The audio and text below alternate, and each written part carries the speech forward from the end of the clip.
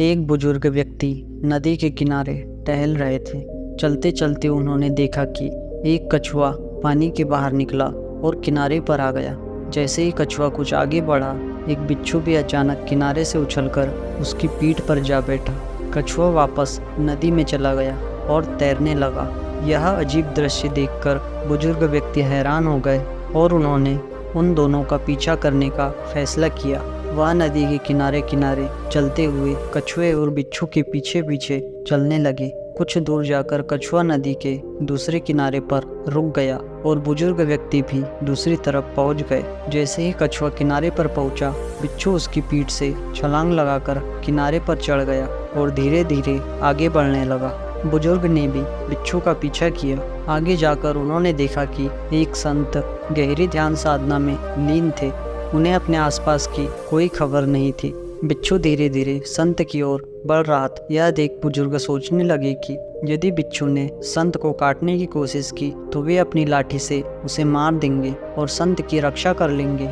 लेकिन तभी दूसरी दिशा से एक बड़ा जहरीला सांप तेजी से संत की ओर बढ़ने लगा। बुजुर्ग अभी कुछ कर पाते उससे पहले बिच्छू भी संत के पास पहुंच गया। जैसे ही सांप ने संत को डसने की कोशिश की, बिच्छू ने सांप को डंक मार दिया। बिच्छू के जहर से सांप कुछ ही पल में अचेत हो गया। बिच्छू अपना काम करने के बाद चुपचाप वहां से चला गया। कुछ समय बाद जब संत ने अपनी आंखें खोली तो बुजुर्ग ने उन्हें पूरा घटनाक्रम बताया, कैसे कछुआ बिच्छू को अपनी पीठ पर बिठाकर नदी पार लेकर आया और फिर बिच्छू ने सांप से उनकी रक्षा की। संत ने अचेत पड़े सांप को देखा और बुजुर्ग की बात सुनकर उनकी आंखों में आंसू भर आए।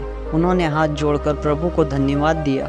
तभी प्रभु ने संत से कहा, वत्स, जब वह बुजुर्ग जो तुम्हें जानता भी नहीं था तुम्हारी रक्षा के लिए लाठी उठाने की सोच सकता है, तो मैं तो तुम्हारा आराध्य हूँ। तुम्हारी रक्षा के लिए क्यों न तत्पर रहूँ।